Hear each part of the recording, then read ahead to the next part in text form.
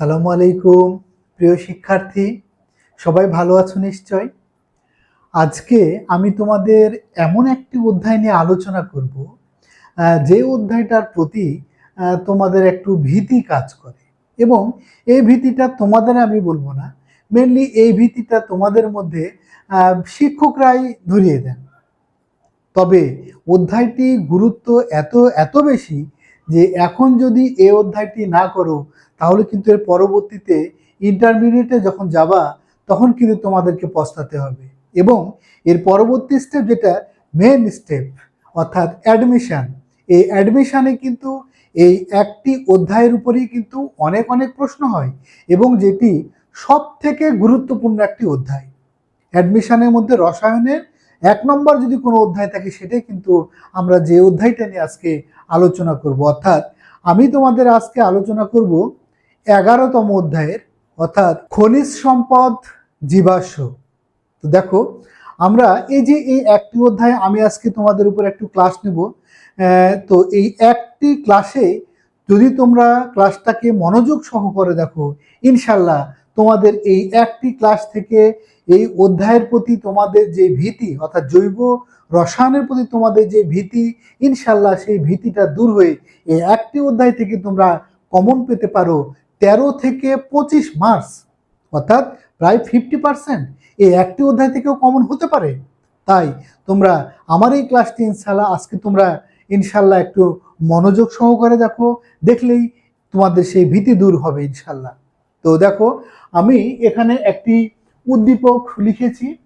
যেমন এখানে একটা সম্পৃক্ত হাইড্রোকার্বন যেটা এ, এর আণবিক ভর 30, অসম্পৃক্ত হাইড্রোকার্বন বি যার আণবিক ভর 26, আরেকটি অসম্পৃক্ত হাইড্রোকার্বন সি, এর আণবিক ভর 28, এখানে অ্যালকোহল ডি যার আণবিক ভর 46, এবং জৈব অ্যাসিড ই এর আণবিক ভর 60। প্রথম যে প্রশ্নটা আছে, মেনলি উদ্দীপকের উপর ভিত্তি করে আমরা প্রশ্ন গ ঘয়ের প্রশ্নগুলো করব, ঠিক আছে। তো এখানে যদিও আমি 1-2 নাম্বার দিয়ে করবো, কিন্তু মেনলি সেগুলো গ ঘয়ে আসার প্রশ্ন। তো দেখো, প্রথমে আমি এখানে লিখেছি উদ্দীপকের ই যৌগটি একটি জৈব অ্যাসিড বিশ্লেষণ করো। অর্থাৎ এখানে এই যে ই, যদিও আমি লিখেছি এখানে জৈব অ্যাসিড ই, তবে এটা যে আসলে একটা অ্যাসিড এটা তোমাকে বিক্রিয়ার মাধ্যমে দেখাতে হবে। তাহলে প্রথমে আমাকে এই যে 60 এর আণবিক ভর 60, এখান থেকে তোমাকে ঠিক করে নিতে হবে আসলে জৈব অ্যাসিডটি কি। দেখো, জৈব অ্যাসিডের যদি আমরা আণবিক সংকেত দেখি, তাহলে আমি দেখো প্রত্যেকটার আণবিক সংকেতটা কি আমি এখানে লিখে রাখছি, যেটা তোমরা উত্তরে সেটা লিখবা।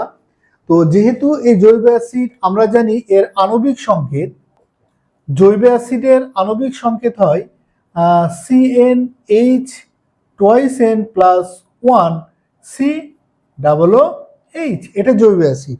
এখন দেখো, জৈব অ্যাসিড মানে কি, আমার এই কার্যকারী মূলকটা থাকবে। তাহলে এখন এই কার্যকারী মূলকের এইটুকুনের ভর আমাকে দেখাতেই হবে।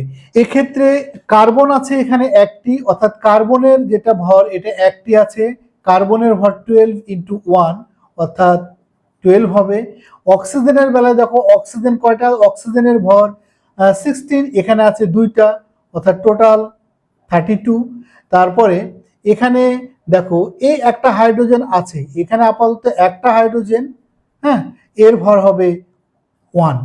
এখন আসি, দেখো এইটুকুন যদি হয়, এইটুকুনের ভর যেটা হলো 5, 3 আর 1 45, বাকি কিন্তু আমার 60 করতে হবে। এই 60 যেটা, এই 60তে 2টা মৌল কার্বন এবং হাইড্রোজেন দিয়ে, কার্বন এবং হাইড্রোজেন দিয়ে, কাজেই আমাকে প্রথমে চিন্তা করতে হবে কার্বনের কথা। অর্থাৎ এখানে এন, এন মানে সংখ্যা, কার্বন সংখ্যা যদি আমি একটি করি তাহলে একটি কার্বনের হয় কিন্তু 12। দেখো এখানে আবার এই কার্বন যদি আমি একটি করি তাহলে 12 × 1, এটা সমান সমান হবে 12। এখন আসি এইখানে হাইড্রোজেন, এখানে এন এর মান কিন্তু 1 বসিয়ে কার্বন 1 হয় 12, আর এন এর মান 1 যদি হয় তাহলে এখানে কত হলো, 2 × 2 = 3, অর্থাৎ হাইড্রোজেনের সংখ্যা এখানে হাইড্রোজেন অর্থাৎ পারমাণবিক ভর 1 গুণিত এখানে তাহলে হচ্ছে 3 অর্থাৎ 3। তাহলে টোটাল যদি আমি যোগ করি তাহলে কত হয়? 3 আর 2 5 আর 5 10 শূন্য 1, 4 1 5 আর 1 6। অর্থাৎ দেখো এইখানে আমরা তাহলে 60 আণবিক ভর বিশিষ্ট যে জৈব অ্যাসিড, সেখানে 60 হলো কখন? যদি কার্বন, অর্থাৎ এইখানে এই কার্বনটা তো আমি এখানে লিখেছি এটুকুন থাকবে কার্যকারীমূলক, এখানে কার্বনের সংখ্যা হতে হবে 1টি এবং হাইড্রোজেন 3টি, অর্থাৎ n এর মান যদি আমরা এখানে 1 বসাই তাহলে তার ভর হবে 60।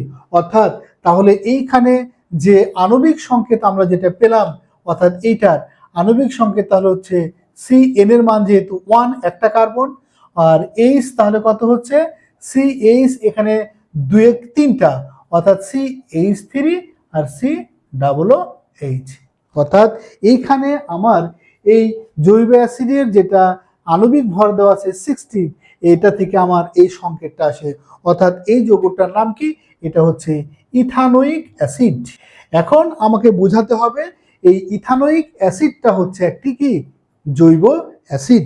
তাহলে যে কোনো যৌগের অ্যাসিড হতে হলে 3টা পয়েন্ট আমাকে মনে রাখতে হবে। 1 নম্বর যেটা পয়েন্ট, অর্থাৎ 1 নম্বর পয়েন্টটা হবে যেটা, সেটা হচ্ছে লিটমাস পরীক্ষা। আসলে লিটমাস পরীক্ষাটা কি? লিটমাস পরীক্ষা আমরা যে ওই ইথানোয়িক অ্যাসিড লিখেছি CH3 COOH, ইথানোয়িক অ্যাসিড, এটার জলীয় দ্রবণ। জলীয় দ্রবণ বলতে গেলে এখানে AQ, ব্র্যাকেটে AQ লেখা মানে অ্যাকুয়াস সলিউশন, অর্থাৎ জলীয় দ্রবণ, জলের মধ্যে মিশে আছে। এই জলীয় দ্রবণে যদি এটা বিয়োজিত হয়, বিয়োজিত হলে এখানে acetate ion plus hydrogen ion. এখন ওই যে হাইড্রোজেন আয়ন যেটা পেলাম আমরা, এই হাইড্রোজেন আয়ন এটা নীল লিটমাস দিলে সেই লিটমাসটা হয়ে যাবে লাল লিটমাস। অর্থাৎ লিটমাসের রংটা চেঞ্জ হয়ে যাবে লাল। এটাই কিন্তু লিটমাস পরীক্ষা। অ্যাসিডের মধ্যে নীল লিটমাস দিলে হয়ে যায় লাল। 2 নম্বর শর্ত হচ্ছে কি? ক্ষারের সাথে বিক্রিয়া। অর্থাৎ এইটা যদি ক্ষারের সাথে বিক্রিয়া হয়, ইথানোয়িক অ্যাসিডের সাথে ক্ষার সোডিয়াম হাইড্রোক্সাইড, এই সোডিয়াম হাইড্রোক্সাইড যদি মিশানো যায় তাহলে এখানে বিক্রিয়াটা কিভাবে হবে? অর্থাৎ দেখো এইখানে এই প্রোটন, এখানকার একটি প্রোটন, এই প্রোটনটা আর এখানকার এই OH-টা, এটা মিলে কি হয়ে যাবে? পানি হয়ে যাবে। আর এই সোডিয়ামটা এই হাইড্রোজেনের জায়গায় এসে দখল করবে। অর্থাৎ এখানে হয়ে যাবে সোডিয়াম, আর এই হাইড্রোজেন আর এই হাইড্রক্সিল, এই দুইটা মিলে হয়ে যাবে পানি। অর্থাৎ দেখো এখানে ইথানোয়িক অ্যাসিড সোডিয়াম হাইড্রোক্সাইডের সাথে বিক্রিয়া করে এখানে হয়ে গেল সোডিয়াম ইথানয়েট। এটা কিন্তু একটা লবণ আর পানি। অর্থাৎ ক্ষারের সাথে কে বিক্রিয়া করে লবণ পানি তৈরি করে? অম্ল বা অ্যাসিড। অবশ্যই তাহলে ক্ষারের সাথে যেহেতু এটা বিক্রিয়া করে লবণ পানি তৈরি করছে, তার মানে এটা কি ধর্ম দেখাচ্ছে? অম্লীয় ধর্ম দেখাচ্ছে। আর একটা পয়েন্ট আমরা বলতে পারি 3 নাম্বার, সেটা হচ্ছে ধাতব মৌলের সাথে বিক্রিয়া। ধাতব মৌল যেমন ম্যাগনেসিয়াম, এর সাথে বিক্রিয়া করবে, বিক্রিয়া করে যেটা হয়ে যাবে CH3 COO। এই একই রকম আমরা এই ম্যাগনেসিয়ামটা এই হাইড্রোজেনকে প্রতিস্থাপিত করবে। হাইড্রোজেনকে যদি প্রতিস্থাপিত করে দেয়, অর্থাৎ প্রতিস্থাপিত করলে এখানে ম্যাগনেসিয়াম চলে আসবে। তবে আমরা জানি ম্যাগনেসিয়ামের যোজনী কত? 2। তার মানে এইটাকে ঘিরে আমার এখানে লিখতে হবে 2। দেখো সমতা যদি করতে চাই, এই অ্যাসিটেট আয়নটা 2টা হয়ে গেল। 2টা হয়ে যাওয়া মানে কি? এখানে আমার 2 দিয়ে গুণ করতে হবে। এখন একটা অ্যাসিডের একটা প্রোটন, এরকম 2টা ইথানোয়িক অ্যাসিডের এই প্রোটন 2টা হয়, 2টা এক জায়গায় হয়ে গেল হাইড্রোজেন গ্যাস। অর্থাৎ এইটা কিন্তু একটা সত্য যে ধাতব মৌলের সাথে বিক্রিয়া করে হাইড্রোজেন গ্যাস উৎপন্ন করে। আমার এই 3টা পয়েন্ট দিয়ে আমাকে বলতে হবে, কাজেই এই ইথানোয়িক অ্যাসিড এটা হচ্ছে একটা অ্যাসিড।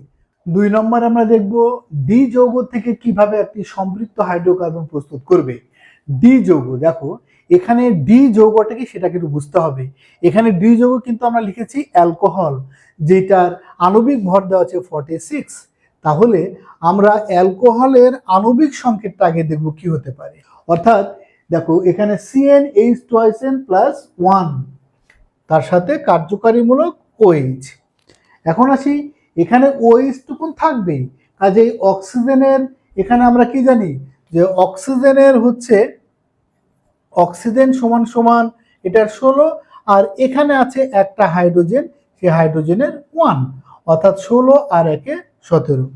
এবার আসি বাকি বাকি এখানে কার্বন কার্বন সংখ্যা কতটা হবে, মানে এন এর মান কত বসালে আমার টোটাল ভর 46 হবে। এখন আসি, দেখো এখানে কার্বন যদি একটা হয়, কার্বন সংখ্যা যদি হয় একটি, কার্বন একটি, তাহলে কার্বনের ভর কত, আমরা 12, 12 গুণিত 1 সমান সমান তাহলে কত হয়, 12 হয়। তাহলে এন এর মান এখানে একটি কার্বন মানে 1, 1 যদি হয় তাহলে এখানে 2 আর 2 আর 1 3, অর্থাৎ হাইড্রোজেন তাহলে হয়ে যাচ্ছে এখানে মোট হাইড্রোজেনের ভর 1 গুণিত 3, অর্থাৎ এখানে হয়ে যাবে কিন্তু 3। তাহলে কিন্তু আমরা যদি যোগ করি তো আমাদের 46 হচ্ছে না, অর্থাৎ কার্বনের সংখ্যা যদি আমি বৃদ্ধি করি, কার্বন যদি আমি 2টা করি, দেখো 2টা যদি কার্বন করি তাহলে 12 দুগুণ হয়ে যায় 24, অর্থাৎ এখানে কার্বন 2টা মানে কি, কার্বন 2টা মানে এন এর মান 2 যদি হয় তাহলে এখানে কত, 2 দুগুণ 4 আর 1 5, অর্থাৎ হাইড্রোজেন সংখ্যা কিন্তু হবে এখানে তাহলে 5, অর্থাৎ বিষয়টা কত হলো, 5 একে 5। এবার যদি আমি টোটাল যোগ করি তাহলে কত হয়, 46, অর্থাৎ ভর হয়ে গেল কিন্তু আমার 46। তাহলে দেখো এখানে সংকেত কি, কার্বন সংখ্যা যতটা হবে এখানে এন এর মান সেইটা, কার্বন সংখ্যার ভর 12, কয়টা কার্বন করে হলো, 2টা, তার মানে এখানে এন এর মান 2, এন এর মান 2 যদি হয় তাহলে এই অ্যালকোহলের সংকেতটা কি হবে, অর্থাৎ সি হবে 2, তাহলে এইচ এর এখানে এর মান 2 মানে কি, 2 দুগুণ 4 আর 1 5, এইচ 5 আর ও এইচ, অর্থাৎ এই সংকেতটা হচ্ছে ইথানলের সংকেত। তাহলে প্রথমে দেখো এরকম উদ্দীপক থেকে লিখতে গেলে উদ্দীপকটাকে আগে বোঝাতে হবে, অর্থাৎ এখানে আণবিক ভর 46, আমার সংকেতটা আণবিক সংকেত এটা হয়, ওইচটা থাকবে, ওইচ এর ভর আমরা করলাম কত, 17। এবার কার্বনের সংখ্যা দেখতে হবে কত বসালে আমার এটা মিলে, কার্বনের সংখ্যা 1 বসালে 12 অনেক কম হয়, কার্বনের সংখ্যা 2 বসালে 12 দুগুণ 24 হয়, তাহলে এখানে 2 হলে 2 দুগুণ 4 একে 5, 24 আর 5 17 সাথে যোগ করলে 46। এখানে প্রাকৃতিক গ্যাসের মূল উপাদান বলতে এখানে তৈরি করব আমরা মিথেন গ্যাস CH4, এবং সেটা ডি যৌগ থেকে, ডি মানে তাহলে আমাদের কি হলো, ডি, অর্থাৎ এখানে হলো ইথানল। তার মানে দেখো ইথানল থেকে, অর্থাৎ CH3CH2OH, এটা ইথানল, এই ইথানল থেকে আমি এখানে প্রাকৃতিক গ্যাসের মূল উপাদান মিথেন, দেখো এখানে কার্বন আছে 2টা, আমি উৎপাদ যে যৌগটা এখানে কার্বন করতে হবে একটা, তার মানে কি এখানে কার্বনের সংখ্যা কিন্তু একটা কমবে, আর কার্বনের সংখ্যা কমা মানে কোন বিক্রিয়া, ডিকার্বক্সিলেশন বিক্রিয়া করতে হবে। আর ডিকার্বক্সিলেশন বিক্রিয়ার শর্তটাই হচ্ছে এরকম, আগে আমার এই অ্যালকোহল থেকে, যেহেতু ডি মানে অ্যালকোহল, এখান থেকে আমাকে তৈরি করতে হবে ইথানোয়িক অ্যাসিড, কেননা জৈব অ্যাসিডের সোডিয়াম লবণকে সোডা লাইমের সাথে বিক্রিয়া করলে আমার এটা ডিকার্বক্সিলেশন, তার মানে এই ইথানলকে করতে হবে ইথানোয়িক অ্যাসিড, জৈব অ্যাসিড। তার মানে ইথানলকে আমরা বলেছি যে ইথানলকে জারিত করলে হবে অ্যালডিহাইড, সেই অ্যালডিহাইডকে জারিত করলে হয় কিন্তু জৈব অ্যাসিড। তাহলে এখানে জারিত করব, জারিত করা মানে এই জাইমান অক্সিজেন, তবে এই জাইমান অক্সিজেনটা আসবে অম্লীয় পটাশিয়াম ডাইক্রোমেট, অম্লীয় অর্থাৎ এখানে সালফিউরিক অ্যাসিড, এই অম্লীয় পটাশিয়াম ডাইক্রোমেট দ্বারা যদি আমি এটা জারিত করি, জারিত করলেই কিন্তু এখানে ইথানল থেকে হয়ে যাবে ইথানল, CH3CHO, এই ইথানল হয়ে গেল, প্লাস এখানে কিন্তু এক অণু পানি হবে। এবার এই ইথানলকে আমি জারিত করব, ইথানলকে যদি জারিত করি অর্থাৎ CH3CHO, এটাকে জারিত করব সেম একই রকম পদার্থ দ্বারা, ওই অম্লীয় পটাশিয়াম ডাইক্রোমেট, অম্লীয় পটাশিয়াম ডাইক্রোমেট দ্বারা যদি জারিত করি, ইথানল জারিত হয়ে যাবে ইথানোয়িক অ্যাসিড। অর্থাৎ দেখো এখানে CHO এখানকার আরেকটা ও আসার ফলে এখানেও 2টা হয়ে গেল COOH, অর্থাৎ যৌগটা হয়ে গেল কি ইথানোয়িক অ্যাসিড। এই ইথানোয়িক অ্যাসিডের সাথে এবার আমি বিক্রিয়া করব সোডিয়াম হাইড্রোক্সাইড, কেননা এই ইথানোয়িক অ্যাসিডের সোডিয়াম লবণে পরিণত করতে হবে। এখানে সোডিয়াম হাইড্রোক্সাইড যদি বিক্রিয়া করি, সোডিয়াম হাইড্রোক্সাইড বিক্রিয়া করলে কিন্তু এখানে হয়ে যাবে সোডিয়াম ইথানয়েট, অর্থাৎ এখানকার এ হাইড্রোজেন আর এখানকার এই OH এইটা মিলে হয়ে যাবে পানি, আর এই সোডিয়ামটা চলে আসবে এই হাইড্রোজেনের জায়গায়, এই সোডিয়ামটা চলে আসবে এই হাইড্রোজেনের জায়গায়। অর্থাৎ বিক্রিয়াটা দেখো কি হয়ে গেল, এখানে CH3 COO, এখানে হয়ে গেল Na প্লাস পানি H2O, অর্থাৎ এখানে হয়ে গেল পানি। তাহলে এইখানে দেখো H আর OH মিলে দিকে পানি হয়ে গেল, আর হাইড্রোজেনকে সোডিয়াম এসে প্রতিস্থাপিত করে সোডিয়াম লবণ হয়ে গেল। এখন শেষ ধাপ, শেষ ধাপ মানে কি, এই যে জৈব অ্যাসিডের সোডিয়াম লবণ বা সোডিয়াম ইথানয়েট, এইটাকে যদি সোডা লাইমের সাথে বিক্রিয়া করি, সোডা লাইম বলতে গেলে সোডিয়াম হাইড্রোক্সাইড এবং এখানে ক্যালসিয়াম অক্সাইড এর মিশ্রণ, এটাকে যদি উত্তপ্ত করি, উত্তপ্ত করলে বিক্রিয়াটা কেমন হবে? বিক্রিয়াটা দেখো এখানে এরকম হয়ে যায়, ডিকার্বক্সিলেশন মানে কি, এই কার্বক্সিলিক মূলকের ডিমোশন ঘটে, সেটা কার সাথে?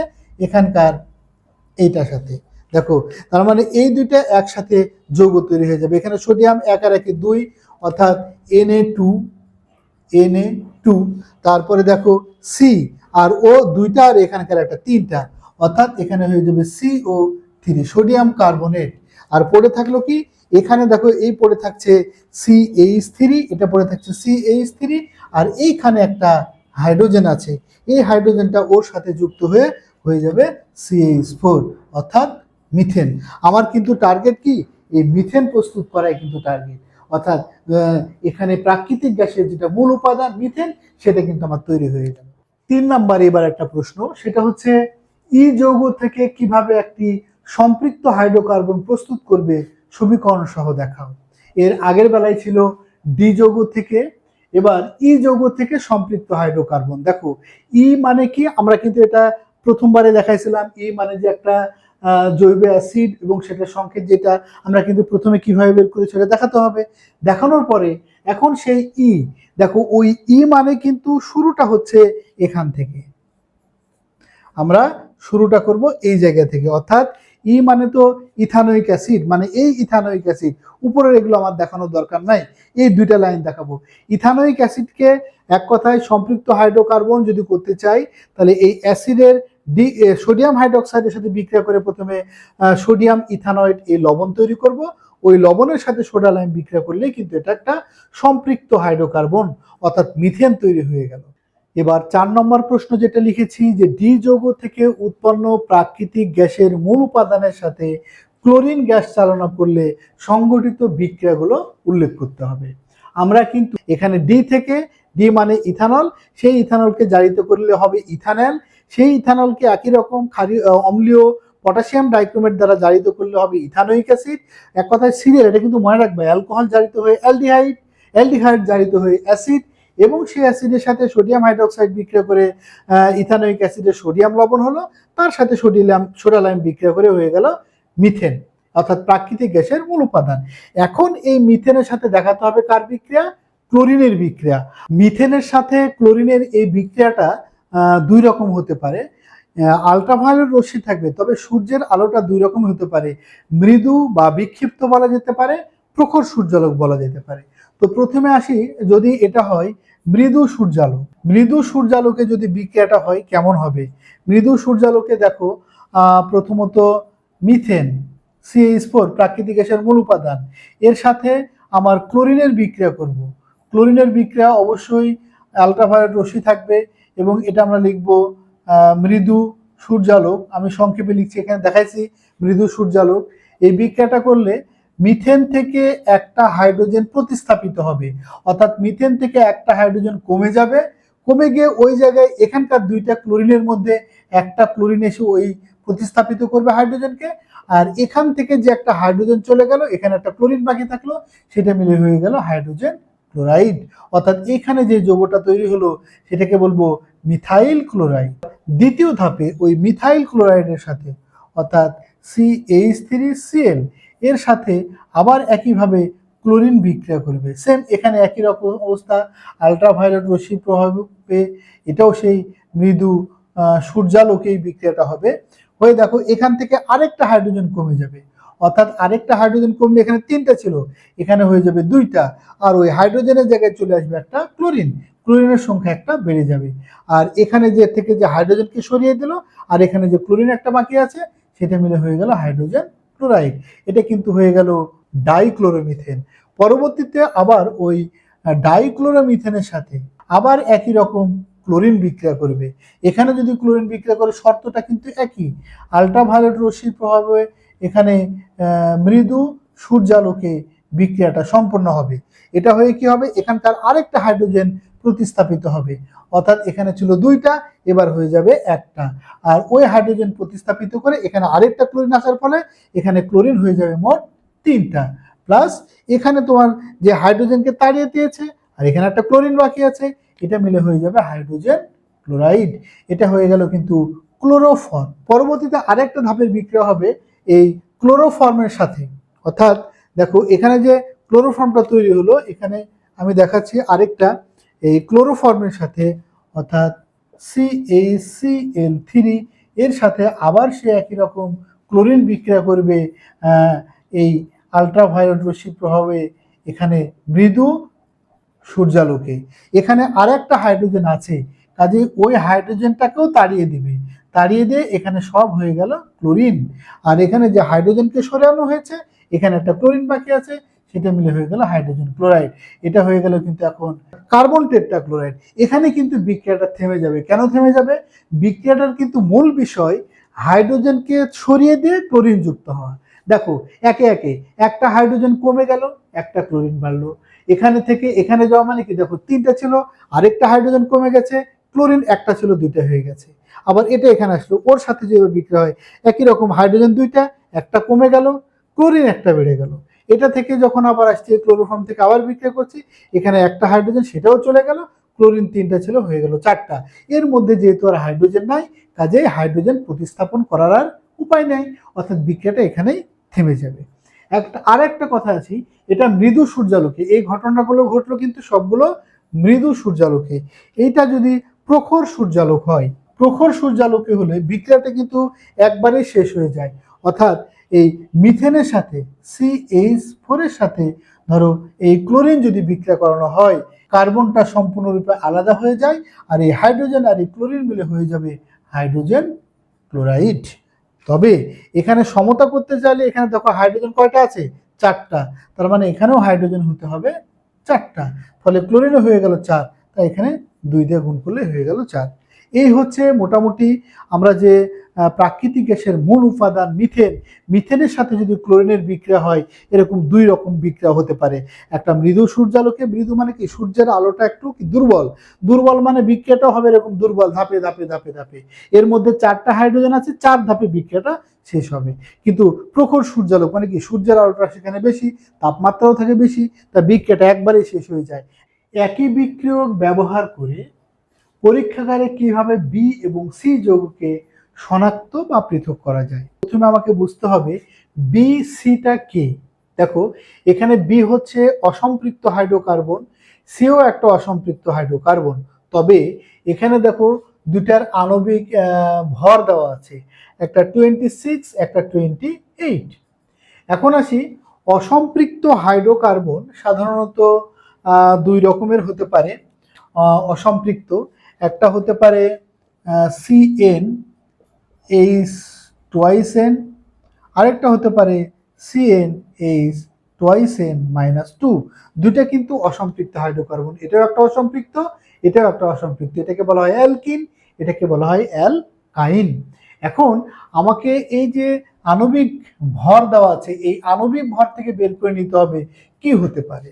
যেমন নর্মালি আমরা এটার বেলায় যদি চিন্তা করি, তাহলে এইখানে কার্বন সংখ্যা যদি 2 হয়, কার্বন সংখ্যা এটা হবে যদি 2টা হয়, তাহলে দেখো কার্বনের ভর আমরা কত জানি, 12 গুণিত 2, অর্থাৎ 12 দুগুণ 24। আচ্ছা, এন এর মান এখানে 12, মানে কার্বন 2 মানে এন এর মান 2, এন এর মান যদি 2 হয় তাহলে এখানে 2 দুগুণ কত হয়, 2 দুগুণ, অর্থাৎ এই ক্ষেত্রে হাইড্রোজেনের বিষয়টা হচ্ছে 1 গুণিত এখানে 2 হলো 2 দুগুণ 4, অর্থাৎ হবে 4, তাহলে 24 আর 4 কত হয়, 28। তাহলে দেখো এই যে এখানে 28 আমাদের আছে, তার মানে আমাকে বুঝে নিতে হবে 28 মানে কি, এখানে CnH2n মানে কি, এটা একটা অ্যালকিন 28। এবং এখানে কার্বনের সংখ্যা 2, তার মানে কি n এর মান আমাকে 2 বসাতে হবে। তাহলে দেখো আমরা এটার বেলায় যদি লিখতে চাই CnH2n, এখানে যদি আমি n এর মান 2 বসাই, দেখো তাহলে কত হচ্ছে C2 আর H 2 দুগুণ 4। এখানে যে আমরা সংকেতটা লিখলাম এটা কিন্তু হয়ে গেল কি ইথিন, মানে এটা একটা অ্যালকিনের আণবিক সংকেত CnH2n। তার মানে এটা আমরা পেয়ে গেলাম, অর্থাৎ এখানে সি যে অসম্পৃক্ত হাইড্রোকার্বন সেটা কিন্তু ইথিন। এবার আসি এর বেলায়, এখানেও যদি আমাদের দেখো এটা থেকে মোটামুটি 28, দেখো এখানে একটা সহজে বোঝার উপায়, দেখো এখানে -2, তার মানে এটা থেকে যদি -2 করা হয়, মানে হাইড্রোজেনের সংখ্যা 2, এর মধ্যে থেকে যদি আমরা -2 করি তাহলে তো হয়ে যায় 26। তার মানে আমরা একটা ধারণা পাচ্ছি এখানেও কিন্তু যে অসম্পৃক্ত হাইড্রোকার্বন বি সেটা তাহলে কি হবে অ্যালকাইন। কেন, যে এখানে আরো 2 কম, আর এটা থেকে 2 কম হওয়া মানে এটা হয়ে যায় অ্যালকাইন, মানে ইথাইন।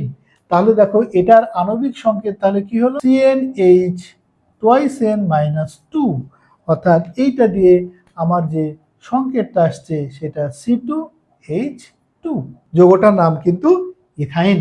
তাহলে দেখো এখানে যেহেতু প্রশ্নে বলেছে আমার বি ও সি যৌগকে, হ্যাঁ, তার মানে বি মানে আমরা পেয়ে গেলাম এটা হচ্ছে ইথাইন, আর সি মানে এটা হচ্ছে ইথিন। এখন আমাকে দেখতে হবে সেই বি এবং সি এই যৌগকে শনাক্ত করব, যেটা একই বিকারক দিয়ে বিক্রিয়ক দিয়ে আমরা কিভাবে দেখাতে পারি। তাহলে প্রথমে আসি এখানে বি। বি মানে তোমার কার্বন দেখো ওখানে 2টা আছে, বি মানে যে এটা ইথাইন, কার্বন আছে 2টা। প্রথমত আমি ভেঙ্গে লিখলে বুঝতে সুবিধা হবে, 2টা কার্বন আগে লিখে দিলাম। 2টা কার্বন লেখার পরে দেখো হাইড্রোজেনে আছে 2টা হাইড্রোজেন, এখানে যুক্ত হলে একটা হাইড্রোজেন, এখানে যুক্ত হলে একটা হাইড্রোজেন। দেখো কার্বনের হাত হয়, আমি কিন্তু আগে বলেছিলাম কার্বনের কয়টা হাত হয়, 4টা। 4টার মধ্যে এখানে কার্বনের কয়টা হাত ব্যবহার হয়েছে, 2টা, এখানেও 2টা। তার মানে এই কার্বনেরও আরো 2টা বাকি আছে, এই কার্বনেরও আরো 2টা বাকি আছে। কিন্তু সংকেতে সংকেতে যেহেতু এর মধ্যে 2টা কার্বন 2টা হাইড্রোজেন লেখা হয়ে গেছে, আর কোনো নাই। তার মানে দেখো এটারও এরকম বাকি আছে 2টা, এটারও এরকম 2টা হাত বাকি আছে। যেহেতু আশেপাশে আর কেউ নাই ধরার মতো, তাহলে কি করবে, এরাই পরস্পরের সাথে হ্যান্ডশেক করবে, এই হাতও পরস্পরের সাথে হ্যান্ডশেক করবে, যৌগটা হয়ে গেল এটা ইথাইন। এবার ওখানে যে লিখেছি ইথিন, সেই ইথিন এখানেও কার্বন 2টা, কার্বন আমি আগে 2টা লিখে নিলাম। 2টা লিখে নেওয়ার পরে দেখো এখানে হাইড্রোজেন আছে কিন্তু কয়টা, 4টা। 4টা মানে কি, 2 জন 4টাকে 2টা 2 করে পাবে ভাগে, 2টা 2 করে। আমরা জানি এই কার্বনের আরো এরকম 3টা হাত বাকি, তার মানে এই হাত 2টা দিয়ে দিলাম, এই কার্বনেও তোমার 2টা দিয়ে দিলাম, বাকি থাকছে কি আর একটা হাত ফ্রি থাকছে। যেহেতু এই হাত দিয়ে ধরার মতো কেউ থাকছে না, আর কোনো মৌল নাই, তাই এরা পরস্পরের সাথে এরকম করে হ্যান্ডশেক করে দিল, অর্থাৎ যৌগটা হয়ে গেল, এটাই কিন্তু হলো ইথিন। ঠিক আছে, আমরা এটাকে বা এটাকে আমরা এরকম করে লিখতে পারি, অর্থাৎ CH ট্রিপল বন্ড CH, বা এটাকেও আমরা এখন সংক্ষেপে লিখতে পারি যে CH2 ডাবল বন্ড CH2। এখন আসি এদেরকে কিন্তু আমার করতে হবে একই বিক্রিয়ক ব্যবহার করে এদের পরীক্ষাগারে শনাক্ত করব। একই বিক্রিয়ক দিয়ে আমার শনাক্ত করার জন্য এখানে কিন্তু একটা টেস্টের কথা বলা আছে, যেটাকে বলা হয় বেয়ার টেস্ট। বেয়ার টেস্ট বিষয়টা কি, বিষয়টা হচ্ছে এরকম যে ক্ষারীয় পটাশিয়াম পারম্যাঙ্গানেট এর গোলাপি বর্ণের দ্রবণ, এই বিকারকের সাথে আমরা এই বিক্রিয়াগুলো করব। তাহলে এখন আসি এই দুটাকে যদি আমরা এই ক্ষারীয় পটাশিয়াম পারম্যাঙ্গানেটের জলীয় দ্রবণের সাথে বিক্রিয়া করি তাহলে কেমন হবে। ইথাইনের সাথে ক্ষারীয় পটাশিয়াম পারম্যাঙ্গানেটের জলীয় দ্রবণের সাথে বিক্রিয়া করাতে চাইলে দেখো এখানে KMnO4, ক্ষারীয় বলতে গেলে একটা ক্ষার নিতে হবে, পটাশিয়াম হাইড্রোক্সাইড। এই দুইটা ক্ষার যখন আমি নিব তখন এই দুইটার মাধ্যমে বিক্রিয়া করে কিন্তু পাওয়া যায় এখানে জাইমান অক্সিজেন। ঠিক আছে, এখানে কিন্তু পাওয়া যাবে জাইমান অক্সিজেন। আবার একই রকম ইথিন যদি হয়, এটাও সেম ওই একই বিক্রিয়া, ক্ষারীয় পটাশিয়াম পারম্যাঙ্গানেট, এদের বিক্রিয়া করে কি হবে, মূলত এখানে কিন্তু দেখো এটার বেলায় একটু জলীয় দ্রবণ, মানে এখানে এরকম জলও থাকে, আর এটার বেলায় এরকম জলের প্রয়োজন হয় না। এখানে বিক্রিয়া করলে কি হবে, সিএইচ সিএইচ, এইখানে কিন্তু এই অক্সিজেনটা, হ্যাঁ, এই অক্সিজেনটা মোট এখানে চারটা জাইমান অক্সিজেন লাগে। এই চারটা জাইমান অক্সিজেন দেখো এখানে বিক্রিয়াটা করবে এরকম, এই দুইটা সি ডাবল ও এইচ, আর এখানেও হয়ে যাবে এরকম সি ডাবল ও। মানে বিষয়টা কেমন হলো, বিষয়টা দেখো এখানকার এই যে কার্বনের মধ্যে এখানে যে একটা বন্ধন থাকবে আর দুইটা বন্ধন কিন্তু খুলে যাবে। খুলে যাওয়ার ফলে এখানে সেই দুইটাতে দুটো দুটো করে অক্সিজেন পরমাণু এসে এই অক্সালিক অ্যাসিড, এটা হয়ে গেল কিন্তু অক্সালিক অ্যাসিড। আর এইখানে বিক্রিয়া করে যেটা হবে দেখো CH2 CH2, এখানে কিন্তু দেখো একটা বন্ধন ছিল, এই যে একটা পাই বন্ধন ছিল, দুইটার মধ্যে একটা থাকবে, একটা খুলে যাবে। খুলে যাওয়ার পরে এখানে যা আছে এরা ভাগ করে নেবে। দেখো এখানে অক্সিজেন কয়টা আছে, একা একে দুইটা, হাইড্রোজেনও কয়টা আছে, দুইটা। তার মানে এ ভাগে পাবে একটা অক্সিজেন হাইড্রোজেন, এও ভাগে পাবে একটা অক্সিজেন হাইড্রোজেন। এটাকে বলা হয় ইথিলিন গ্লাইকল। দেখো এখানে যা যা হচ্ছে দুজনে সমান করে ভাগ করে নিচ্ছে। তো এই বিক্রিয়া যে হলো, এটা যে আমি কি বুঝবো, এই বিক্রিয়া হওয়ার মাধ্যমে কিন্তু এই যে গোলাপি যে বর্ণ আছে, এই গোলাপি বর্ণটা কি হয়, দূরীভূত হয়ে যায়, অর্থাৎ গোলাপি বর্ণটা থাকে না। আর এই গোলাপি বর্ণটা না থাকলে আমরা এটার মাধ্যমে কনফার্ম হতে পারি যে এই যে একই বিকারক, অর্থাৎ এখানে তোমার কি ব্যবহার করলাম, বেয়ার টেস্ট, অর্থাৎ ক্ষারীয় পটাশিয়াম পারম্যাঙ্গানেট দিয়ে তো আমরা এই দুইটাকে কনফার্ম হতে পারলাম যে ত্রিবন্ধন যদি হয়, অর্থাৎ ত্রিবন্ধন যদি হয়, এটা তোমার আমরা তো দেখলাম যে এটা হচ্ছে বি যৌগ আর এটা হচ্ছে সি। তাহলে বি এবং সি এর সাথে একই বিকারক ব্যবহার করে যদি হয় অক্সালিক অ্যাসিড, মানে অম্লীয় ধর্ম জাতীয় কিছু তৈরি হলে তখন সেটা বুঝবো এটা হচ্ছে বি, অর্থাৎ এটা ইথাইন। আর যদি অ্যালকোহলীয়, এটা ইথিলিন গ্লাইকল অ্যালকোহলীয় কোনো যৌগ তৈরি হয়, তৈরি হওয়ার মাধ্যমে তাহলে বুঝবো এটা হচ্ছে ইথিন, মানে যৌগটা সি। অর্থাৎ একই বিকারক ব্যবহার করে এইভাবেই কিন্তু আমরা এই দুইটা যৌগকে শনাক্ত বা দুইটা আলাদা আলাদা আমরা এটা করতে পারি। অথবা এটা কিন্তু আরেকটা কাজে লাগে, যে যদি আমাকে বলা হয় ইথিন শনাক্তকরণ, তাহলে কিন্তু এটা আমরা তো এখানে শনাক্তকরণ লিখেছি, বা এটা শনাক্তকরণ শুধু বললেও বিক্রিয়াটা দেখাতো। এবার 6 নম্বরে আমরা লিখেছি যে পানি যৌগে বি ও সি যৌগ হতে ভিন্ন ভিন্ন উৎপাদ পাওয়া যায়, এটা বিক্রিয়া সহ দেখা। অর্থাৎ বি সি দুইটাই কিন্তু বি এবং সি আমরা এখানে দেখিয়েছিলাম, যেভাবে বের করেছিলাম আগে ওইভাবে দেখাবা। অর্থাৎ বি এবং সি এই দুইটা কিন্তু অসম্পৃক্ত হাইড্রোকার্বন, বি মানে ইথাইন আর সি মানে ইথিন। এটা কিভাবে আসলো আমরা আগে দেখিয়েছি, ওইভাবে বলবা। বলার পরে দুইটা যৌগকে যদি পানি মিশানো হয়, পানি মিশালে দুইটার বেলায় ভিন্ন ভিন্ন উৎপাদ পাওয়া যায়। প্রথমে আসি আমরা বি যৌগ। বি যৌগ মানে এটা কিন্তু ইথাইন। ইথাইনের সংকেত আমরা দেখেছিলাম CH, আর ইথিন যেটা আমরা দেখেছিলাম যে CH2 ডাবল বন্ড CH2। অর্থাৎ এই হচ্ছে বি এবং সি যৌগ, এটা মানে বি, এটা হচ্ছে সি। এখন এই দুইটার সাথে কি করব, পানি মিশানোর কথা বলেছে, অর্থাৎ এটাতেও মিশাবো আমি পানি, এটাতেও মিশাবো আমি, দুইটার বেলায় পানি মিশাবো। পানি মিশালে একই জিনিস মিশালাম, কিন্তু যৌগ অর্থাৎ উৎপাদ উৎপন্ন হবে ভিন্ন ভিন্ন। কেমন, যেমন এর বেলায় এখানে কিন্তু একটা শর্ত আছে যে 20% সালফিউরিক অ্যাসিড আর 2% মার্কিউরাস সালফেট, আর এখানে থাকবে মোটামুটি 80°C তাপমাত্রায়। আর এর বেলায় থাকবে উচ্চ তাপমাত্রা ও চাপে। তবে এখানে থাকবে ফসফরিক অ্যাসিড, ফসফরিক অ্যাসিড। দেখো দুইটাতে পানি মিশাবো, একটু এখানে শর্ত ভিন্ন ভিন্ন আছে। এখানে 20% সালফিউরিক অ্যাসিড, 2% মার্কিউরাস সালফেট, এই তাপমাত্রা, এটা উচ্চ তাপমাত্রা ও চাপে এই কাজটা করব আমরা। করলে কি হবে, এখানে দেখো এর বেলায় যখন আমি আর্দ্র বিশ্লেষণ করব তখন এইটা বিক্রিয়া করবে কিভাবে, এখানে কিন্তু CH, এখানে দুইটা আছে পাই বন্ধন, অর্থাৎ দুইটা পাই বন্ধন যদি ভেঙে যায় তাহলে এরকম হয়, এরকম দুইটা পাই বন্ধন ভেঙে গেছে। এবার আসি, দেখো এখানে দুইটা আছে হাইড্রোজেন, একটা আছে অক্সিজেন।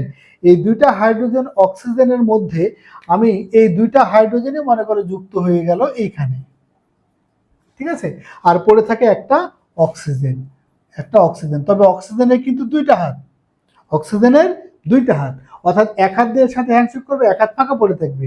যেহেতু দেখো এখন তো আর এখানে অন্য কেউ তো নাই, কাজে এই অক্সিজেনের হাতটা ফাঁকা, এই কার্বনের এই হাতটা ফাঁকা, তাই ওরা কিছু নাই যেহেতু, তাই ওই হাত দিয়ে তারা পরস্পরের সাথে কি করবে, হ্যান্ডশেক করবে, দ্বিবন্ধন হয়ে গেল।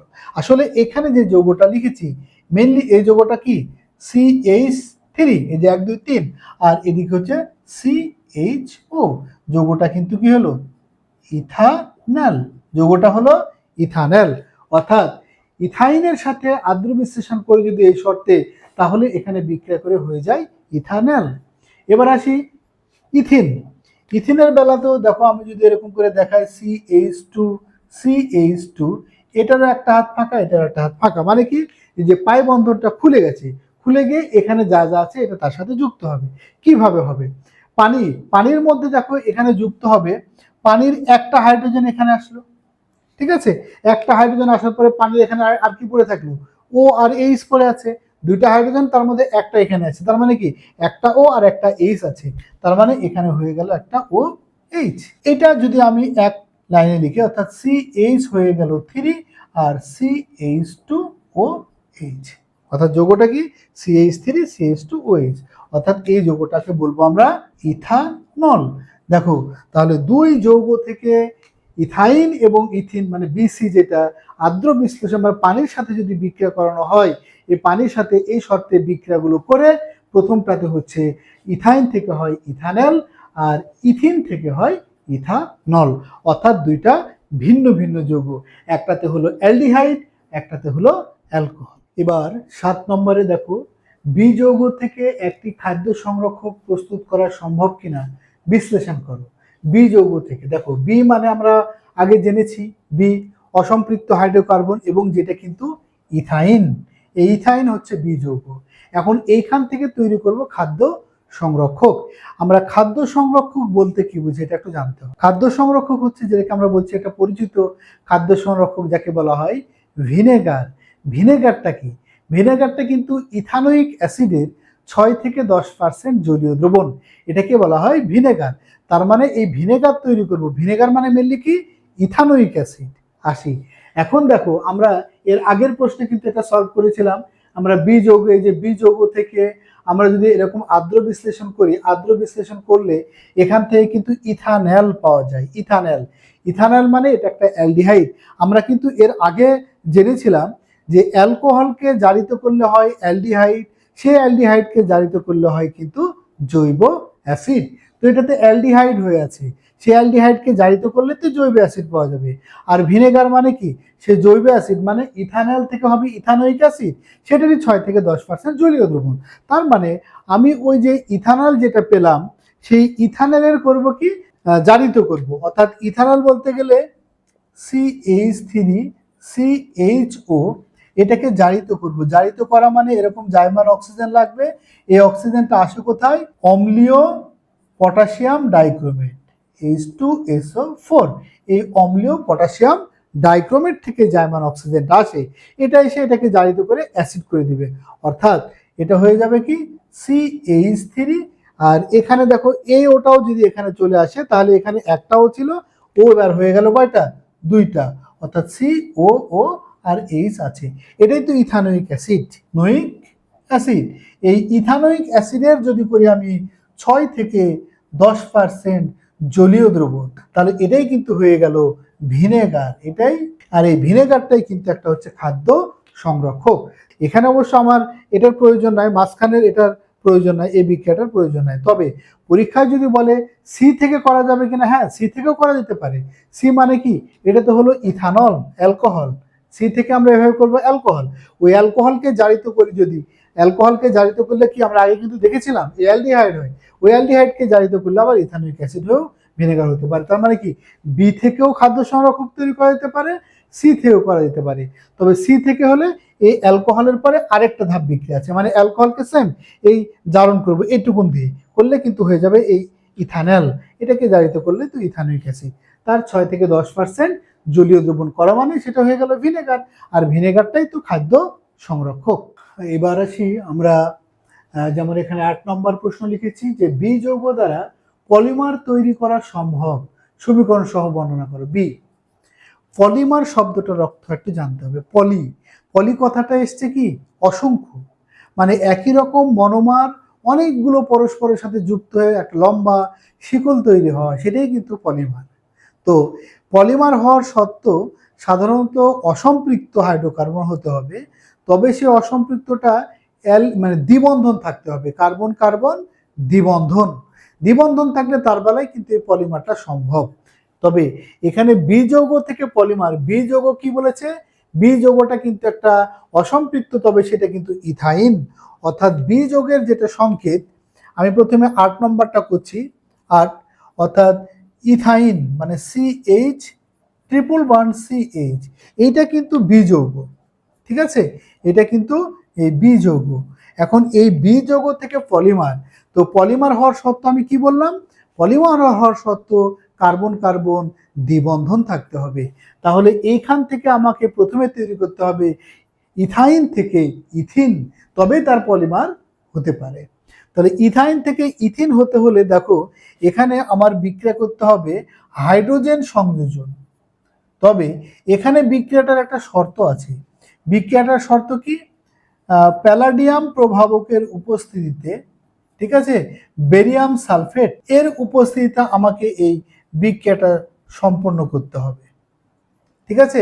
প্যালাডিয়াম এবং বেরিয়াম সালফেট এর উপস্থিতিতে এটাকে আমি যদি তাপ দিই, তাপ দিলে কিন্তু এখানে যে বিক্রিয়াটা হবে, অর্থাৎ CH দুইটা আছে পাই বন্ধন, একটা সিগমা দুইটা পাই, দুইটা পায়ের মধ্যে একটা পাই যখন বন্ধন খুলে যাবে, খুলে গেলে এখানে একটা হাইড্রোজেন যুক্ত হলো, এখানে একটা হাইড্রোজেন যুক্ত হলো, অর্থাৎ এই যৌগটা কি হলো CH2 ডাবল বন্ড CH2, অর্থাৎ হয়ে গেল কিন্তু ইথিন।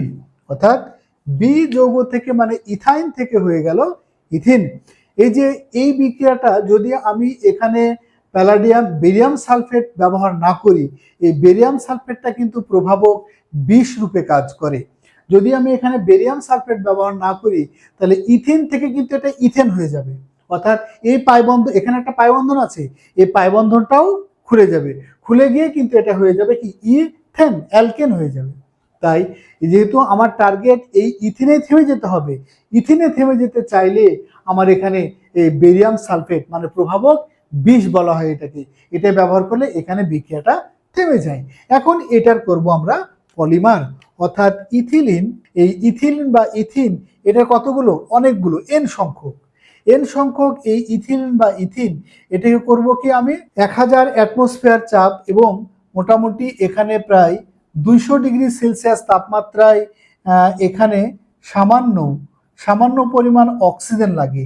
এর উপস্থিতিতে যদি আমরা এই বিক্রিয়াটা করি, তাহলে কি হবে CH2 CH2, অর্থাৎ দেখো এখানে দুইটা বন্ধন, একটা পাই একটা সিগমা, সিগমা বন্ধনটা শক্তিশালী, ওটা থেকে যায়, পাই বন্ধনটা খুলে গিয়ে এরকম দুই দিকে হাত বাড়িয়ে দেয়, এরকম কতগুলো এন সংখ্যক অসংখ্য, অর্থাৎ ধরো দুই হাত দিয়ে ধরে আছে এরকম, আরেকজনের সাথে দুই হাত দিয়ে ধরেছি। এবার আমার আরো যদি অনেক বন্ধুরা আসে, কি করব, এর সাথে এক হাত ধরে থাকবো, এদিকে হাত বাড়িয়ে দিব, ও আমার সাথে এক হাত ধরে থাকবে আর এক হাত বাড়িয়ে দিবে, এরকম পরস্পরের সাথে ধরে ধরে ধরে ধরে কি করব, অসংখ্য অনেকগুলো কিন্তু আমরা এরকম পরস্পরের সাথে কি করতে পারি, বন্ধন গঠন করতে পারি, লম্বা শিকল হয়ে যেতে পারি। এটাই কিন্তু তোমার হয়ে গেল পলিইথিলিন বা পলিথিন, এটাই কিন্তু হয়ে গেল একটা পলিমার। তার মানে আমরা বি যৌগ থেকে পলিমার করা যায়, তবে বি যৌগটাকে প্রথমে অ্যালকিনে পরিণত করতে হবে, ইথিনে পরিণত করতে হবে, করার পরে তার পলিমার করব। আর যদি সি যৌগ থেকে বলে, সি মানে তো আমরা পেয়েই গেলাম, সি মানে অসম্পৃক্ত, সেটা কিন্তু কি ইথিন। তার মানে কি এই দ্বিতীয় ধাপটা, অর্থাৎ 9 নম্বর প্রশ্নের জন্য, এই 9 নম্বর প্রশ্নের জন্য আমাদের এই দ্বিতীয় ধাপটা করলেই হবে।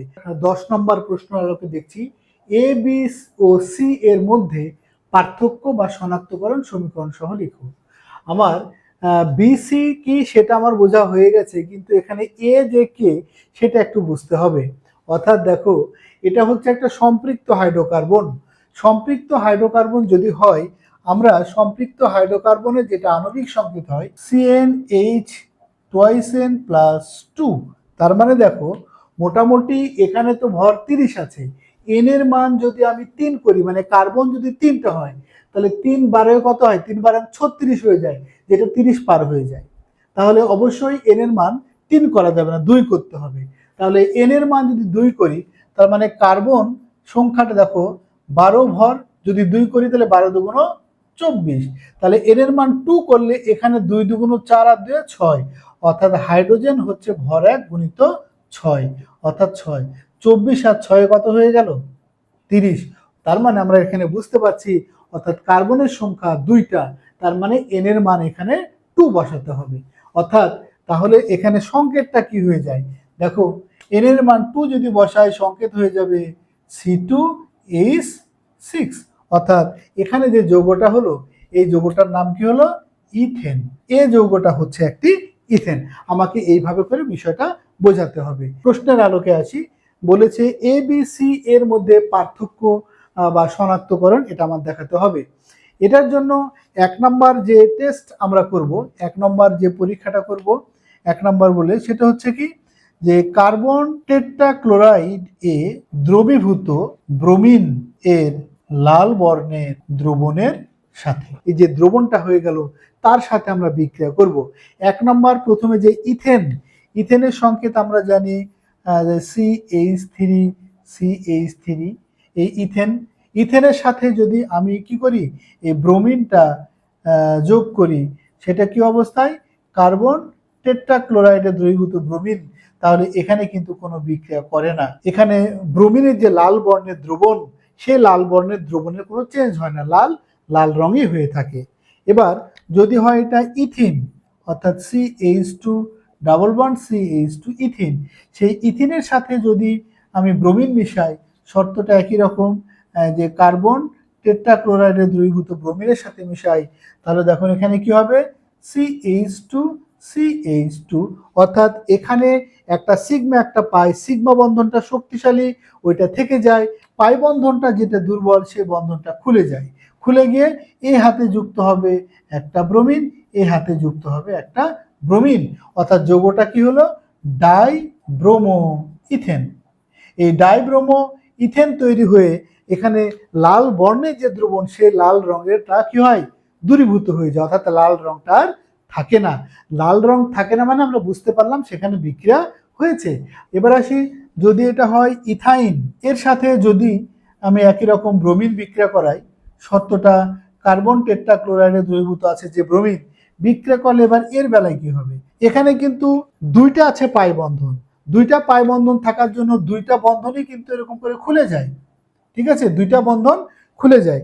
2টা বন্ধন খুলে যাওয়া মানে কি, এর 2টা হাত টেনে নিল, ওর 2টা হাত টেনে নিল, টেনে নেওয়ার ফলে ব্রোমিন যুক্ত হবে, এই হাতে একটা ব্রোমিন ব্রোমিন ব্রোমিন ব্রোমিন, 4টা ব্রোমিন, মানে এখানে কি এটা, অর্থাৎ এটা হয়ে গেলে কিন্তু কি 1 2 3 4, অর্থাৎ যৌগটার নাম যদি বলি আমরা তাহলে বলতে হবে 1122 টেট্রা ব্রোমো ইথেন, অর্থাৎ এটা হয়েও কিন্তু এখানে লাল রংটা চলে যাবে। অর্থাৎ দেখো এখানে যেটা কাজ হচ্ছে যে এটাতে কোনো পাই বন্ধন নাই, পাই বন্ধন না থাকার জন্য দেখো প্রত্যেকটা জায়গায় অসম্পৃক্ত মানে পাই বন্ধন থাকবে, আর পাই বন্ধন খুলে গিয়েই হাত ফাঁকা হচ্ছে, সেখানে কিন্তু ব্রোমিন যুক্ত হচ্ছে। ইথেনে কোনো পাই বন্ধন নাই, ওই জন্য পাই বন্ধন খুলেও না, সেখানে ব্রোমিন যুক্ত হয় না। এই 2টা জায়গায় একটা পাই বন্ধন খুললে 2 হাত ফাঁকা হয়, 2টা ব্রোমিন যুক্ত হয়েছে, 2টা পাই বন্ধন খুললে 4টা হাত ফাঁকা হয়, 4টা ব্রোমিন যুক্ত হয়েছে, হয়ে এই 2 ক্ষেত্রে কিন্তু লাল রংটা চলে যাবে, আর এখানে রঙের কোনো পরিবর্তন হবে না। এখানে এটা একটা, আর আরেকটা আমরা পরীক্ষা করেছিলাম, ওখানে কিন্তু বেয়ার টেস্ট ছিল 5 নম্বর প্রশ্নে, এটা যে হলো এটাতে আমি কি বুঝবো, এই বিক্রিয়া হওয়ার মাধ্যমে কিন্তু এই যে গোলাপি যে বর্ণ আছে এই গোলাপি বর্ণটা কি হয় দূরীভূত হয়ে যায়, অর্থাৎ গোলাপি বর্ণটা থাকে না। আর এই গোলাপি বর্ণটা না থাকলে আমরা এটার মাধ্যমে কনফার্ম হতে পারি অ্যাসিড মানে অম্লীয় ধর্ম জাতীয় কিছু তৈরি হলে তখন সেটা বুঝবো এটা হচ্ছে বি, অর্থাৎ এটা ইথাইন। আর যদি অ্যালকোহলীয়, এটা ইথিলিন গ্লাইকল অ্যালকোহলীয় কোনো যৌগ তৈরি হয়, তৈরি হওয়ার মাধ্যমে তাহলে বুঝবো এটা হচ্ছে ইথিন মানে যৌগটা সি। অর্থাৎ একই যে এর বেলায় লাল রঙের কোনো পরিবর্তন হবে না, লাল লাল থেকে যাবে, কিন্তু এখানে বি আর সি, বি বলতে গেলে আমরা কিন্তু লিখবো এটা হচ্ছে বি আর এটা হচ্ছে সি। বি এর বেলায় যদি আমরা ব্রোমিন করি এখানে টেট্রা ব্রোমো যৌগ তৈরি হবে, সি এর বেলা ডাইব্রোমো। কিন্তু আমরা এখানে লিখতে গিয়ে 4টা ব্রোমিন 2টা ব্রোমিন লিখছি, কিন্তু বাস্তবে যখন আমরা দেখব এখানেও লাল রং চলে যাবে, এখানেও লাল রং চলে যাবে, আমি তো আর বুঝতে পারবো না যে কোথায় 2টা কোথায় 4টা ব্রোমিন যুক্ত হলো। এই জন্য আমাকে করতে হবে বেয়ার টেস্ট। বেয়ার টেস্ট যখন করব তখন সি আর বি মানে ইথিন এবং ইথাইনের মধ্যে কনফার্ম হতে পারবো। যেখান থেকে যে 11 নম্বর প্রশ্নটা দেখো, বি ও সি যৌগ যে অসম্পৃক্ত তা সমীকরণ সহ লিখো। বি এবং সি অসম্পৃক্ত, এর জন্য কিন্তু আমাকে এটার জন্য আমরা এই টেস্টটা করলেই হবে, কেননা এটা অসম্পৃক্ত হলেই তার বেলায় কিন্তু বিক্রিয়া করবে।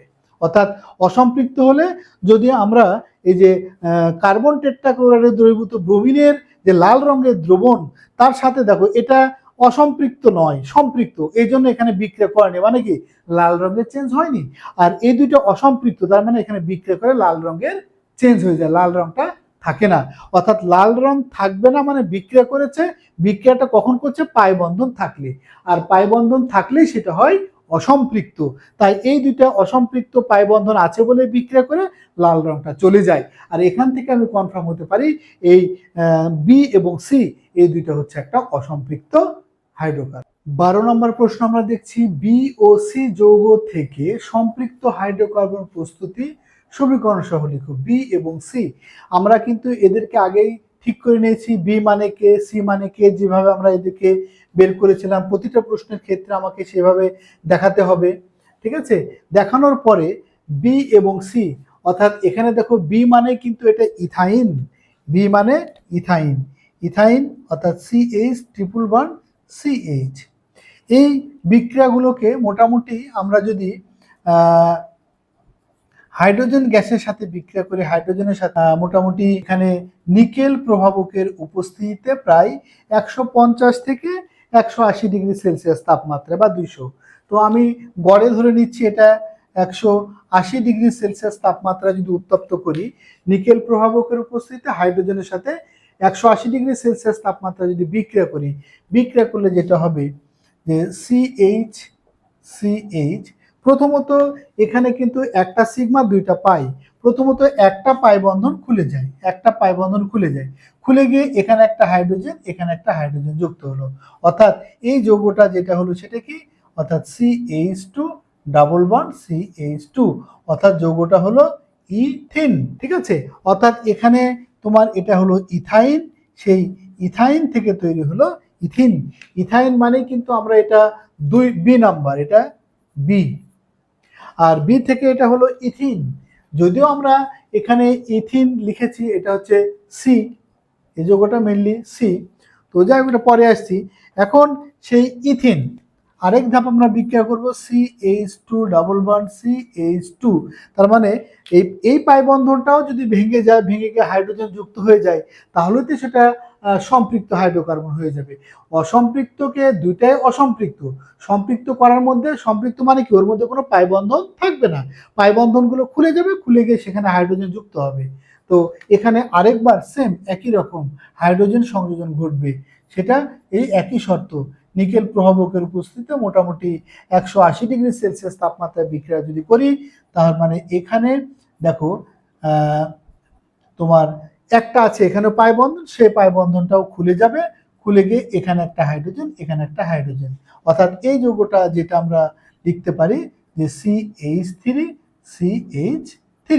অর্থাৎ এখানে খুলে গিয়ে এই দুইটা হাতে হাইড্রোজেন যুক্ত হয়ে গেছে, CH3 এর মধ্যে আর কোনো পাই বন্ধন নাই, তার মানে এটাই হয়ে গেল সম্পৃক্ত।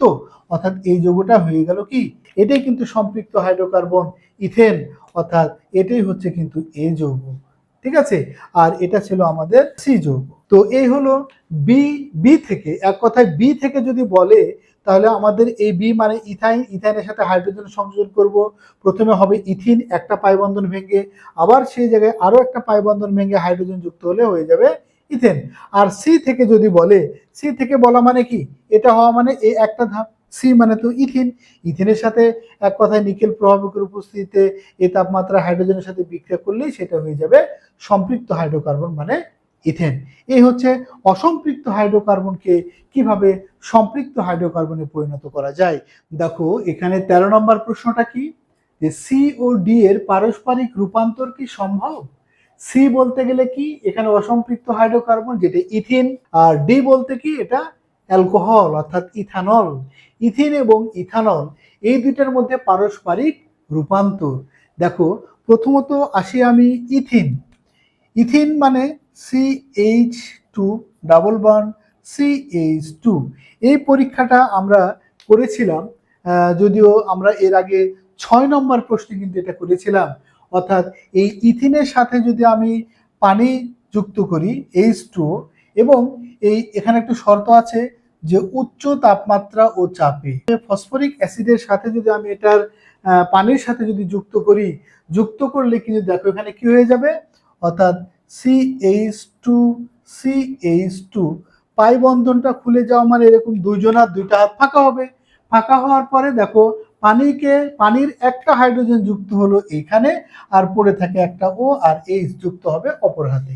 অর্থাৎ এই যৌগটাই কি হয়ে গেল, এটা মানেই তো এটা যে CH3CH2OH, যেটা ইথানল। আর ইথানল মানে কোন যৌগটা, এই যে ইথানল মানে আমার ডি যৌগটা, এটা মানেই কিন্তু ইথানল। অর্থাৎ এই যৌগটাকে বলছি আমরা এটা ডি যৌগ। তাহলে এই হলো তোমার এটা সি যৌগ। সি থেকে কিভাবে ডি অর্থাৎ ইথিন থেকে কিভাবে আমি ইথানল পেতে পারি। এখন ইথানল থেকে কিভাবে আবার ইথিনে ফিরে আসতে পারি। ইথিন করতে চাইলে এখানে থেকে এটা, ইথিন মানে তো এটা হবে, এখান থেকে ওইটা করতে চাইলে আমার কি প্রয়োজন দেখো, অর্থাৎ ইথিন মানে তো CH2 ডাবল বন্ড CH2, এটা তার মানে দেখো এটা করতে গেলে দেখো এখান থেকে একটা হাইড্রোজেন কমাতে হবে, আর এখান থেকে কি কমাতে হবে, OH কমাতে হবে। এখান থেকে OH আর এখান থেকে একটা হাইড্রোজেন কমাতে হবে। এক কথায় OH আর হাইড্রোজেন মিলে, সেটা মিলে কি হবে, পানি হবে। তাহলে আমার এখানে বুঝতে হবে এখন এখানে এমন একটা কাউকে আমার যোগ করতে হবে যে এই অ্যালকোহলের মধ্যে থেকে কি করতে পারে, পানি শোষণ করে নিতে পারে। তো এরকম যে কোনো যৌগ থেকে পানি যারা শোষণ করে নিতে পারে এদেরকে কি বলা হয়, নিরোধক। এরকম একটা নিরোধকের তাহলে এখানে বিক্রিয়া করব আমরা, যেমন কি জানি সালফিউরিক অ্যাসিড, এরকম কিন্তু সালফিউরিক অ্যাসিড হচ্ছে একটা নিরোধক। তাই এই বিক্রিয়ায় যদি আমি সালফিউরিক অ্যাসিড যোগ করি তাহলে সালফিউরিক অ্যাসিড এর মধ্যে থেকে এখান থেকে হাইড্রক্সিল OH আর এখান থেকে একটা H এরকম পানি শোষণ করে নিতে পারে, আর এটা হয়ে থাকবে ইথিন। তাহলে এই হচ্ছে তোমার দেখো ইথানল, এটা হচ্ছে আমার ডি যৌগ। এই ডি যৌগ থেকে এটা হয়ে গেল সি যৌগ। তার মানে কি, অর্থাৎ সি থেকে ডি বা ডি থেকে সি এদের মধ্যে পারস্পরিক রূপান্তর সম্ভব। এবার প্রথমে আসি 14 নম্বর প্রশ্ন। দেখো এ ও ডি এর পারস্পরিক রূপান্তর কি সম্ভব, সমীকরণ সহ দেখো এ এবং ডি এর মধ্যে পারস্পরিক রূপান্তর। এ বলতে এখানে কে, এ বলতে দেখো ইথেন, আর এখানে ডি বলতে কি, ডি বলতে হচ্ছে ইথানল। ইথেন এবং ইথানলের প্রথমে কিন্তু এটা বারবার আমি দেখাচ্ছি না, কেননা ওটা যে আসলে ইথেন সেটা কিভাবে বের করেছিলাম ওইভাবে দেখাতে হবে, এটা যে ইথানল সেটাও তোমাকে বোঝাতে হবে, ঠিক আছে, উদ্দীপক থেকে। দিয়ে তার পরবর্তী কথা এ, অর্থাৎ এখানে আমি তো বলছি এ মানে ইথেন, তাহলে ইথেনের সংকেত CH3, এটা থেকে করতে হবে ইথানল। প্রথম কাজ, এর সাথে আমি ক্লোরিন বিক্রিয়া করাবো, সেটা ইউভি রশ্মির উপস্থিতিতে বিক্রিয়া যদি করাই তাহলে কিভাবে হবে দেখো, আমরা এর আগে বিক্রিয়া দেখেছিলাম, এই বিক্রিয়াটার শর্তই ছিল একটা করে হাইড্রোজেনকে প্রতিস্থাপিত করবে, একটা ক্লোরিন যুক্ত হবে। এখানেও তাই, এখানেও কি হবে, এই যে এখানে হয়ে গেল CH2, এখানে চলে আসবে একটা ক্লোরিন, আর এখানে যে হাইড্রোজেন আর বাকি আছে একটা ক্লোরিন, সেটা মিলে হাইড্রোজেন ক্লোরাইড। এখানে ইথাইল ক্লোরাইড, এক কথায় ইথেন থেকে হলো এটা ইথাইল ক্লোরাইড। এখন এই ইথাইল ক্লোরাইডের সাথে এর সাথে বিক্রিয়া করব ক্ষার সোডিয়াম হাইড্রোক্সাইড, জলীয় অ্যাকোয়াস সলিউশন সোডিয়াম হাইড্রোক্সাইড। এটা যদি বিক্রিয়া করি তাহলে কি হবে, প্রতিস্থাপন বিক্রিয়া, অর্থাৎ সোডিয়াম আর এই ক্লোরিন মিলে হয়ে যাবে সোডিয়াম ক্লোরাইড, ঠিক আছে। এক কথায় এটা এরকম একটা বিক্রিয়া হয়ে যাবে, এই সোডিয়াম আর ক্লোরিন মিলে হয়ে যাবে সোডিয়াম ক্লোরাইড, আর এখানে যেটা থাকছে CH3CH2 এর সাথে চলে আসবে OH, আর হয়ে গেল সোডিয়াম ক্লোরাইড। অর্থাৎ এটাই তো হয়ে গেল ইথানল।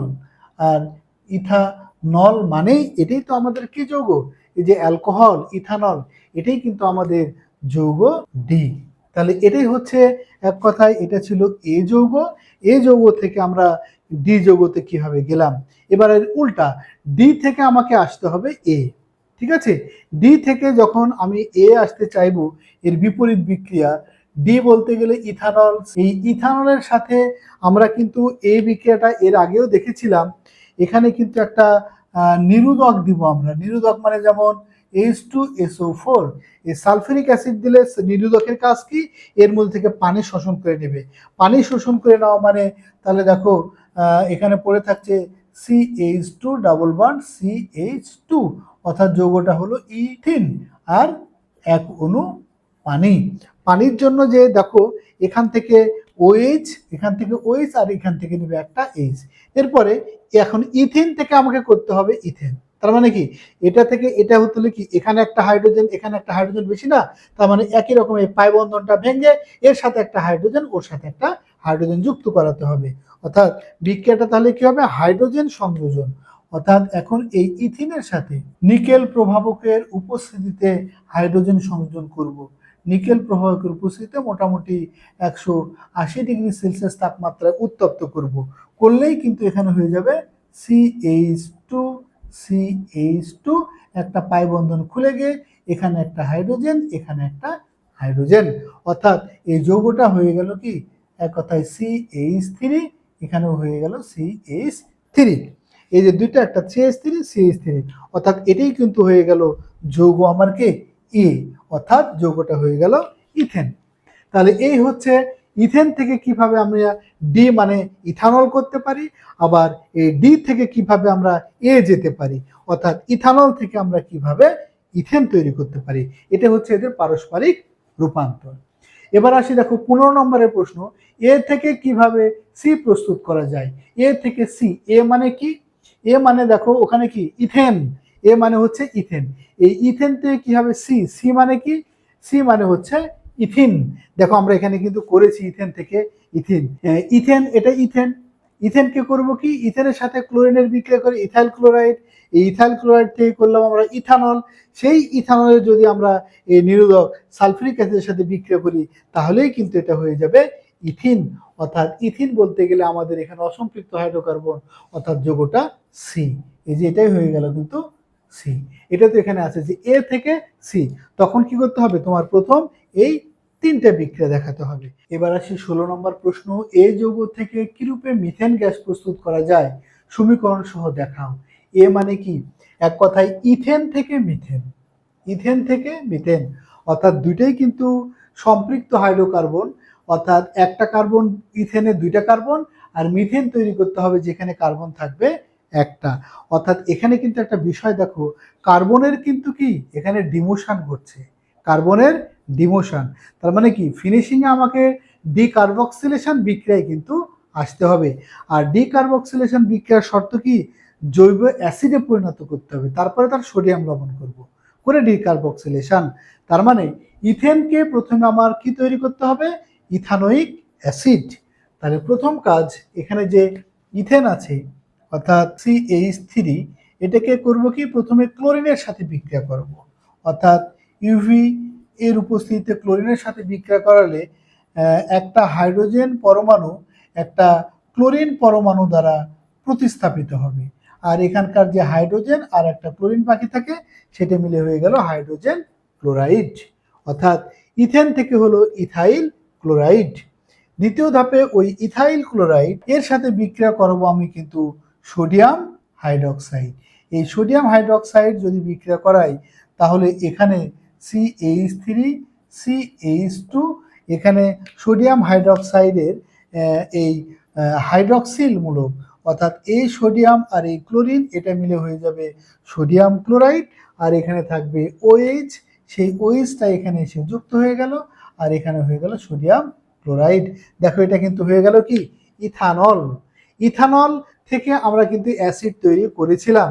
ইথানলকে আমি বলেছিলাম এর আগেও যে অ্যালকোহলকে জারিত করলে হবে অ্যালডিহাইড, সেই অ্যালডিহাইডকে জারিত করলে হবে জৈব অ্যাসিড। তাহলে এখন আমি যদি ওই ইথানলকে অর্থাৎ CH3CH2OH ইথানল, এটাকে জারিত করব, জারিত করতে জাইমান অক্সিজেন লাগবে, আর এই জাইমান অক্সিজেনটা আসে থেকে অম্লীয় পটাশিয়াম ডাইক্রোমেট অর্থাৎ H2SO4, অর্থাৎ এই জাইমান অক্সিজেনটা আসে থেকে অম্লীয় পটাশিয়াম ডাইক্রোমেট থেকে। এই অম্লীয় পটাশিয়াম ডাইক্রোমেট থেকে যে জাইমান অক্সিজেন আসে এটাকে জারিত করে, অর্থাৎ অ্যালকোহল জারিত হবে, হয়ে যাবে সেটা কি অ্যালডিহাইড, অর্থাৎ ইথানল থেকে হয়ে গেল ইথানল। এই ইথানল প্লাস এখানে তোমার এক অণু পানি হবে, ঠিক আছে, ইথানল প্লাস এক অণু পানি হবে। তার পরবর্তীতে ওই ইথানলকে যদি আবার আমি জারিত করি, অর্থাৎ CH3CHO, জারিত করার সিস্টেমটা একই, জাইমান অক্সিজেন, এবং এটা আসবে অম্লীয় পটাশিয়াম ডাইক্রোমেট থেকে।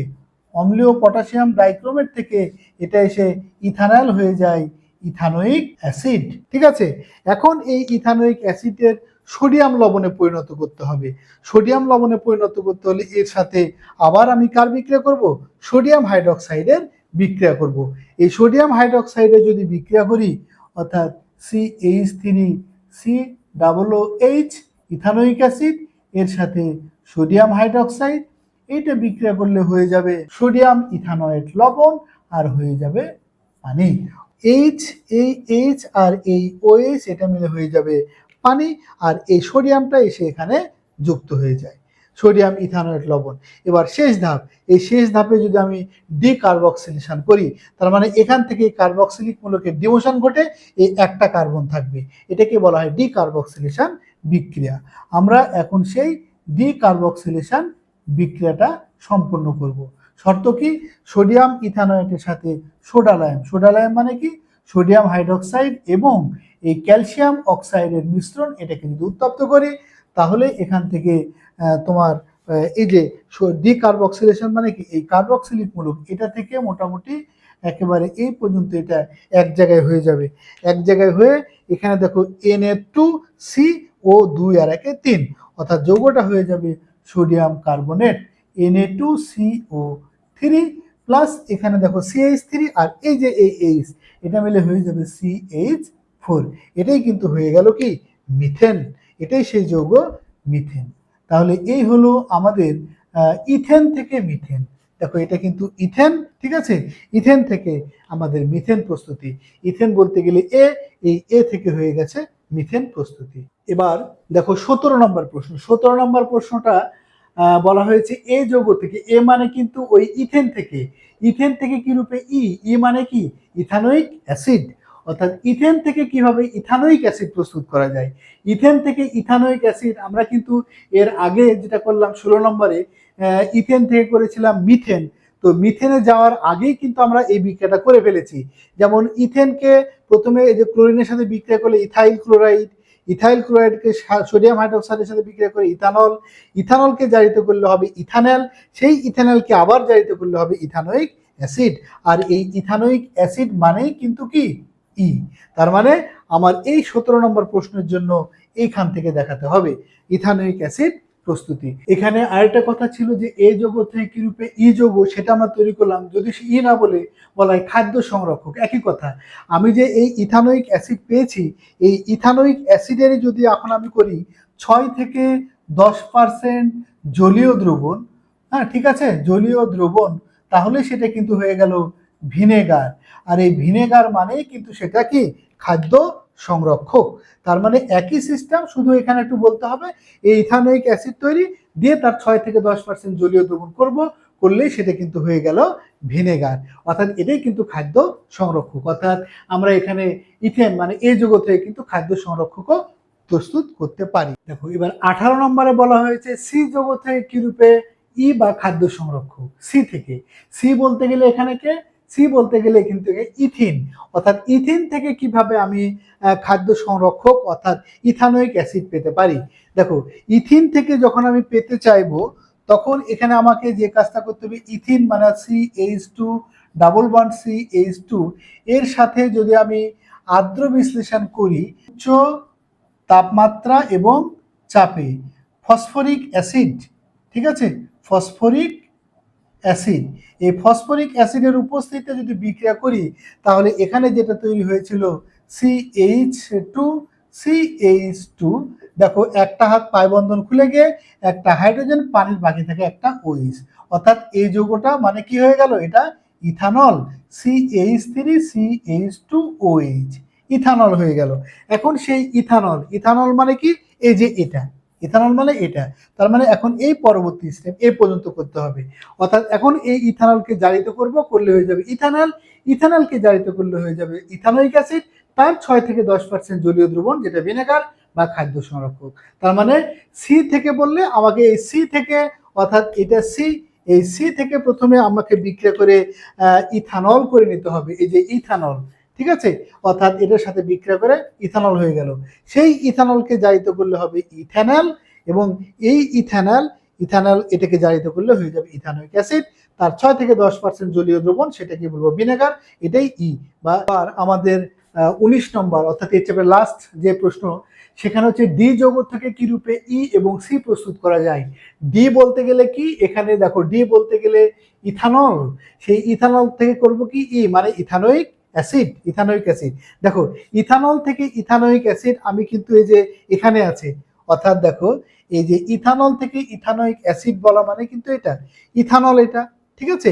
ইথানলকে জারিত করলে হবে ইথানল, সেই ইথানলকে যদি আবার জারিত করি তাহলে হয়ে যাবে এটা ইথানোয়িক অ্যাসিড, ঠিক আছে। এই মোটামুটি তোমার এটা গেল প্রথম স্টেপটা, অর্থাৎ ডি যৌগকে ইতে কিভাবে পরিণত করব। এখন ই, এই ডি যৌগ থেকে আবার কি করব সি, সি মানে কি, দেখো সি মানে কিন্তু এটা ইথিন, তার মানে এই ডি থেকে ইথিনে যেতে হলে এই একই রকম, ডি মানে কি ইথানল, এই অ্যালকোহল, অর্থাৎ CH3 CH2OH, এটার থেকে আমরা ই যাওয়ার সিস্টেমটা কি দেখলাম, এখানে সালফিউরিক অ্যাসিড H2SO4, এই সালফিউরিক অ্যাসিডের সাথে যদি বিক্রিয়া করি, এটা একটা নিরোধক, এই নিরোধক করবে কি, এখান থেকে পানি শোষণ করে নেবে, মানে এখানকার OH এখানকার একটা H, এটা মিলে হয়ে যাবে পানি। অর্থাৎ যখন এটা পানি হয়ে গেল, এখানে পড়ে থাকছে CH2, আর এখানে পড়ে থাকছে CH2, তাদের মধ্যে এই OH চলে গেছে এক হাত পাকা, এখানে হাইড্রোজেন, দ্বি বন্ধনে তৈরি হয়ে গেল, অর্থাৎ দ্বি বন্ধন মানে ইথিন, আর এই ইথিন মানেই কিন্তু এটা হয়ে গেল কি সি, ঠিক আছে। তাহলে আমার যদি ডি থেকে, এটা ধরো ডি, এই ডি থেকে যদি তৈরি করতে বলে ই, তাহলে এখান পর্যন্ত শেষ। আর যদি বলে ডি যৌগ থেকে কি রূপে সি প্রস্তুত করব, তার মানে তখন আমাকে দিতে হবে এইটা, ডি মানে এই ইথানল, এটা ডি, ডি কে শুধু এখানে সালফিউরিক অ্যাসিড নিরোধক, পানি শোষণ করে নিলেই কিন্তু সেটা হয়ে যাবে সি।